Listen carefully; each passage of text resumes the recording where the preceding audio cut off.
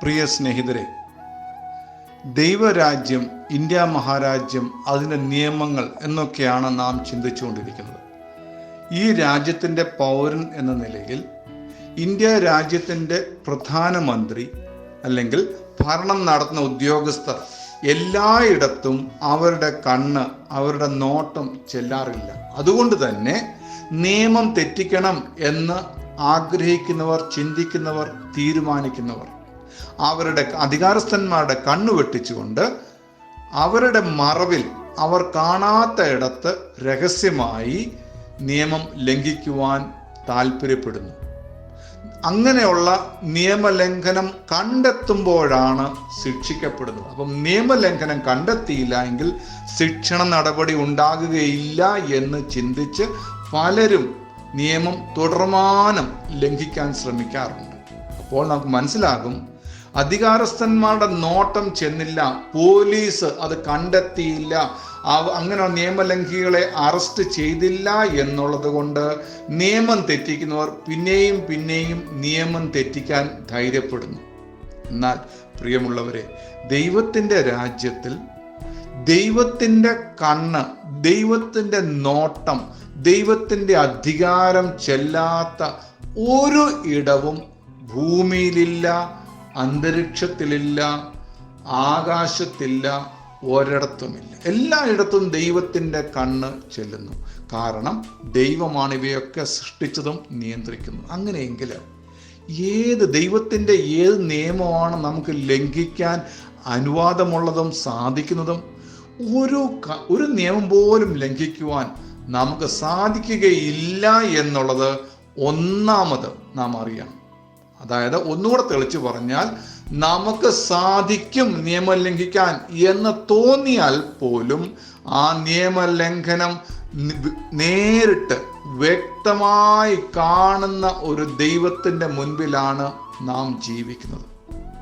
അപ്പോൾ ദൈവത്തെ മറച്ച് ദൈവത്തിൻ്റെ അധികാരത്തിൽ നിന്ന് ഒഴിഞ്ഞു മാറി ഒരു ജീവിക്കും, ഒരു മനുഷ്യനും ജീവിക്കുവാൻ, പ്രവർത്തിക്കുവാൻ സാധിക്കുകയില്ല എന്ന് മനസ്സിലാക്കി നിയമം അനുസരിക്കുന്നതല്ലേ ബുദ്ധി? അതല്ലേ, അങ്ങനല്ലേ വേണ്ടിയത്? എന്തിനാണ് നാം നിയമം ലംഘിക്കുന്നത്?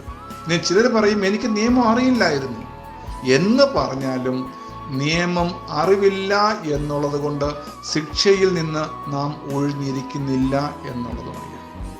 ഇനി പുകവലിക്കരുത് എന്ന് പറയുന്ന നിയമമുള്ളപ്പോൾ പുകവലിക്കുന്ന ഒരാൾക്ക് അതിൻ്റെ ശിക്ഷാ നടപടികൾ എന്തൊക്കെയാണ് എന്ന് ചോദിച്ചാൽ നമ്മൾ പറയും, അങ്ങനെ ശിക്ഷാ നടപടികൾ ഇല്ലല്ലോ എന്ന് പറയും. എന്നാൽ ദൈവത്തിൻ്റെ രാജ്യത്ത്, ദൈവത്തിൻ്റെ നിയമത്തിൽ എല്ലാ നിയമത്തിനും ലംഘിക്കുന്നതിന് ശിക്ഷയുണ്ട്. ഒന്നുകിൽ അത് നമ്മുടെ ജീവിതത്തിൽ സംഭവിക്കും, ഇല്ലെങ്കിൽ നമ്മുടെ ശരീരത്തിൽ സംഭവിക്കും, നമ്മുടെ കുടുംബജീവിതത്തിൽ സംഭവിക്കും, ഇല്ലെങ്കിൽ നമ്മുടെ ചുറ്റുപാടും സംഭവിക്കും. സംഭവിച്ചാൽ പറ്റുന്ന ഒരു കാര്യം, നമ്മെ അത് ബാധിക്കുവാനിടയാകും. പണ്ടൊക്കെ രാജാക്കന്മാരുടെ കാലത്ത് രാജഭരണം നിലവിലുണ്ടായിരുന്നപ്പോൾ ചില നിയമങ്ങൾ ലംഘിച്ചാൽ ഒരു സമൂഹത്തെ മുഴുവൻ ശിക്ഷിക്കുന്ന ഒരു രീതി ഉണ്ടായിരുന്നു. എന്നാൽ ദൈവത്തിൻ്റെ രാജ്യത്തിൽ, ദൈവത്തിൻ്റെ നിയമം നിലനിൽക്കുന്ന ഈ കാലത്ത് ഏതൊരു വ്യക്തി നിയമം ലംഘിച്ചാലും ശിക്ഷ ആ വ്യക്തിയുടെ മേൽ വരുന്നു എന്നുള്ളത് നാം അറിയണം. ഇനിയും ഒരു സമൂഹം മൊത്തമായി നിയമം ലംഘിച്ചാൽ ആ സമൂഹത്തിൻ്റെ മേൽ ദൈവം ശിക്ഷാ നടപടി അയക്കുന്നു. അപ്പോൾ ദൈവത്തിന് ശിക്ഷിക്കണം, മനുഷ്യരെ ഉപദ്രവിക്കണം എന്നൊരു ആഗ്രഹം കൊണ്ടല്ല ഈ ശിക്ഷ നടപടികൾ നടപ്പിലാക്കുന്നത്.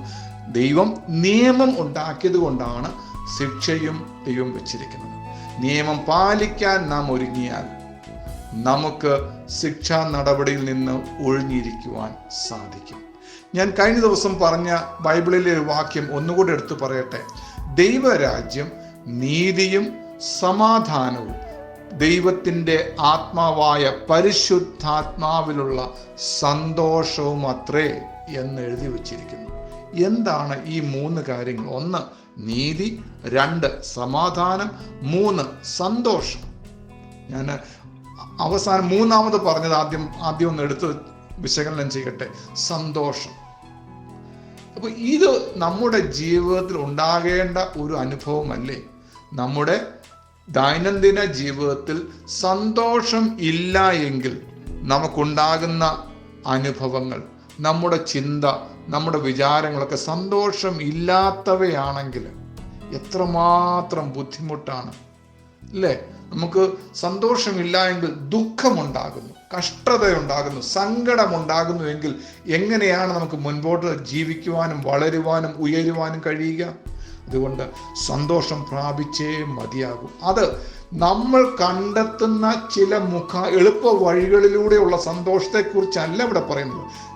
ദൈവം തരുന്ന സന്തോഷം. രണ്ടാമത് പറഞ്ഞത് ദൈവം തരുന്ന സമാധാനം. ഒന്നാമത് പറഞ്ഞത് ദൈവം തരുന്ന നീതി. ഇവയൊക്കെ പ്രാപിച്ച് ജീവിക്കുവാൻ നാം കടമ്പെട്ടവരാണ്. ഇത് നമുക്ക് പ്രാപിക്കുവാൻ കഴിയുമെന്ന് മനസ്സിലാക്കി അത് പിൻപറ്റാം. കൂടുതൽ ഇതിനെക്കുറിച്ച് ചിന്തിക്കാം. ദൈവം നമ്മെ സഹായിക്കട്ടെ.